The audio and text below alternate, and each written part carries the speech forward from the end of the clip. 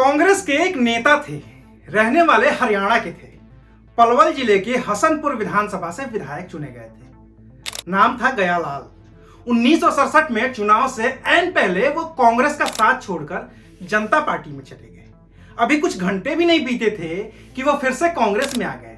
फिर तकरीबन 9 घंटे के बाद वो फिर से जनता पार्टी के साथ चले गए और फिर कुछ घंटे बीतते बीतते ही कांग्रेस के तत्कालीन नेता राव बीरेंद्र सिंह ने चंडीगढ़ में एक प्रेस कॉन्फ्रेंस की। उस प्रेस कॉन्फ्रेंस में गयालाल भी मौजूद थे। तब बीरेंद्र सिंह ने मीडिया से बात करते हुए कहा कि गया राम अब आया राम है और इसी के साथ राजनीति में एक नया जुमला इजाद हुआ, आया राम गया राम का। हर चुनाव से पहले हर पार्टी में कुछ आया राम होते हैं और हर पार्टी से कुछ गया राम होते हैं। तो आज बात उत्तर प्रदेश के नए नवेले आया राम और गया राम की, जिन्होंने यूपी की राजनीति को बेहद दिलचस्प बना दिया है। नमस्कार, मैं हूं अविनाश और आप देख रहे हैं अनकट। 2017 के विधानसभा चुनाव के दौरान सबसे ज्यादा आया राम हुआ बीजेपी के साथ। दूसरे दलों के करीब 30 कद्दावर नेताओं को बीजेपी ने अपने साथ लिया और उन्हें टिकट भी दिया।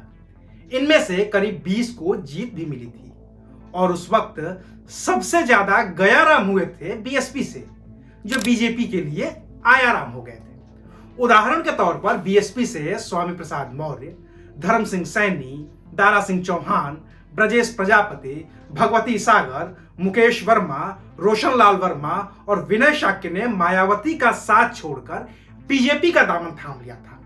वहीं बीएसपी के ही एक और नेता अमर सिंह चौधरी ने मायावती का साथ छोड़कर बीजेपी की सहयोगी पार्टी यानी कि अनुप्रिया पटेल के अपना दल में शामिल हो गए थे। लेकिन अब जरा 2022 के बीजेपी के गया राम की लिस्ट देखिए तो शायद आपको सियासत थोड़ी और साफ हो जाएगी।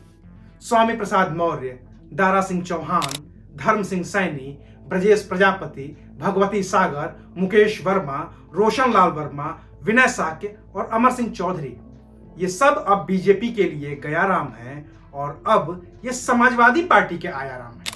यानी कि 2017 में बीएसपी के जो गया राम बीजेपी के लिए आया राम हुए थे, अब वही सभी लोग बीजेपी के लिए गया राम होकर सपा के लिए आया राम हो गए हैं। और ऐसा सिर्फ उत्तर प्रदेश की राजनीति में ही नहीं होता आया है। आया राम गया राम का नारा ही निकला है हरियाणा से, तो वहां भी पिछले चुनाव में यह सिलसिला दोहराया गया था। हालांकि तब बीजेपी को इसका नुकसान उठाना पड़ा था। 2019 के विधानसभा चुनाव में हरियाणा में बीजेपी को 14 आया राम मिले थे, जिनमें से 9 हार गए थे। लेकिन महाराष्ट्र के चुनाव में ठीक इसका उल्टा हुआ था। कांग्रेस और एनसीपी से 13 गया राम बीजेपी के आया राम बने थे और उनमें से 10 को जीत मिल गई थी।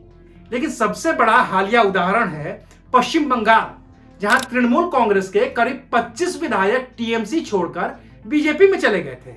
हालांकि इनमें से 19 को हार मिली थी और महज 6 ही जीत पाए थे। अब उत्तर प्रदेश में भी आया राम गया राम का सिलसिला शुरू हो गया है। सपा नेता दावे कर रहे हैं कि यह सिलसिला आगे भी चलता रहेगा। हालांकि अखिलेश यादव ने साफ कर दिया है कि वो अब बीजेपी के सांसद विधायक नहीं लेंगे। वहीं बीजेपी दावा कर रही है कि जितने भी लोग बीजेपी को छोड़कर गए हैं उनका ट्रैक रिकॉर्ड अच्छा नहीं रहा है और पार्टी उनका टिकट काटने की तैयारी में थी। ऐसे में दल बदलने की इस मुहिम ने उत्तर प्रदेश की सियासत को बेहद ही दिलचस्प बना दिया है, जिसकी अंतिम परिणति 10 मार्च को होगी। तब तक देखते रहिए अनकट। शुक्रिया।